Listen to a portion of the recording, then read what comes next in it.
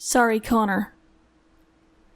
They were sitting in a sort of lobby with a kitchen, dining table and chairs and several living room furniture pieces. Unlike Shiver, Ghost had noticed that the cult kept weapons stowed away. Well, Connor had said they weren't allowed to fight back. That made sense. Crippler ground his teeth and turned around, ripping carpet under his heel. He bowed his head and his shoulders heaved. "I'm sorry, Connor," he whispered. Ghost shouldn't have been able to hear him, but he had pretty good hearing. When Crippler turned around, Ghost could sense a spike in aggression. Maybe it was the clenched fists and hunched shoulders. Time to move. Ghost reacted instinctively. He jumped up onto the chair, standing on the seat. Then, as Crippler moved in on him, he gave the chair a push forward to offset his backward momentum, then leapt back over it. He half-crouched on the other side, frozen for a second. He waited for Crippler to move. Then Crippler moved from the right, and Ghost snapped out of it. He darted to the kitchen, yanked out a dining chair, and put it between him and the oncoming cultists. No back door, though. He was going to have to fight them all. More chairs.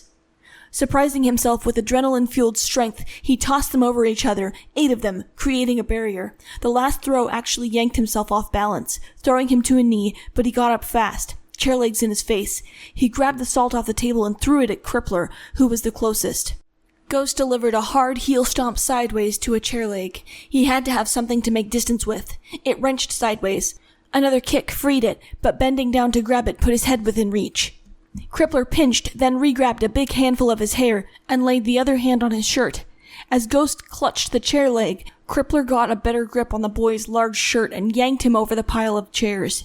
His kicking legs bruised on the chairs. It didn't hurt. "Selah!" Crippler shouted. "Help me!" The girl was already there. Crippler spun Ghost's body across the floor, while Ghost tried to catch something with his hands, and only grabbed Crippler's shoe. His shirt was pulled so tight his throat choked, and his whole chest burned against the carpet. "Selah!" Crippler shouted as the cultists crowded around. Selah was pointing at Ghost's ribcage, which would normally be covered by Ghost's right arm. The Shiver tattoo. "He's a Shiver!" she exclaimed. "Shit!" Ghost hissed. Crippler dropped him. Ghost backed up to get onto his knees, but he was stopped with a downward stomp in the butt, and another just below the tattoo. Same dude. He blocked the next one with his arm, still trying to get up. 2 people grabbed a wrist each, forcing him forward, and they kicked him over and over in the ribs. It got so bad that he couldn't scream in the pain. Kicks were hitting his arms and thighs. "Spare that right arm. You'll need it." He extended his left leg to twist over, twisting his arms too. If they were breaking an arm, break the left arm. The twisting fucked his left wrist up further. Even though he could hardly breathe, he could hear his own whimpers, gasping when he breathed in. He imagined his father calling him a baby right now. Rage at that made him hold his breath, and then he was kicked in the stomach, and he lost his wind. He grimaced and felt a retching in his whole abdomen and throat. He didn't want to puke face up. Crippler landed a kick on his left thigh. A couple more and it would break. He guarded with shins. It only took 1 stomp to break it. Ghost knew it was broken. Another stomp on his arm. That probably cracked too. From the tingle ache, he could tell. Ghost puked all over his own face. It just came out of his mouth like a backwards gulp and spilled onto his neck and some in his nose. He coughed. That cough was agony on his ribs, but he was also choking on puke with what oxygen he could muster from squeezed-up lungs. He felt himself trying to roll onto his right side. Crippler's leg stopped him. "Are you a Shiver?" he shouted. Ghost shuddered and coughed more puke out. "Where's Connor, you bastard?" Crippler screamed. "Did you Shivers take her? What did you do to her?" Crippler's voice was breaking on every other word. Ghost couldn't even make a face. He gagged, lungs convulsing. He spit chunks of puked malto meal and apples. Crippler waited, breathing hoarsely, bent over Ghost. The boy grimaced hard, eyes squeezed shut, and let out a high-pitched moan. It was all he could manage with the limited lung space. In his head he was alone with the agony and the blackness. "We have our answer, right?" Selah's voice came faint and anxious. "Shiver sent him. We can tell the Reverend." Ghost had a bit more air. That meant he was able to feel the pain more consciously. Great. There was only so much that adrenaline could do. "Answer me!" Crippler pushed him with his right leg. "Connor!" "Connor's..." Ghost gasped. "My friend." He managed to glance at Crippler with a pressed gasp into his aching chest. Crippler was pale. She's okay? Where is she?" Connor didn't want to be found. She's probably... Ghost rolled over, choking in some real breaths now. Crippler let him, stepping away from him. It felt like a deal. Ghost tell? Crippler stopped kicking. Ghost pushed himself onto his knees. His left shin screamed even though he was trying to spare it. Connor's probably fine, Ghost said, and he searched for the chair leg with his eyes. Where is she? Crippler repeated impatiently. Please, I'm not going to hurt her. Ghost spotted the weapon and lunged for it. Things slowed down. It took a spin on the ground to whack Crippler's shin. He whacked 3 times, got up and whacked him again, ducking kicks and batting away grabs with the stick. A few smashed fingers, and they hesitated to grab and went for more careful tactics.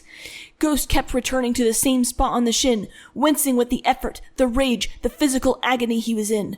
Crippler screamed and fell to a crouch, clutching his shin. Good. Bracing his weight with his left arm, Ghost stood up. He screamed and crashed the tip of the chair leg into the back of Crippler's head. Crippler fell. Ghost turned his still screaming face on the other 6.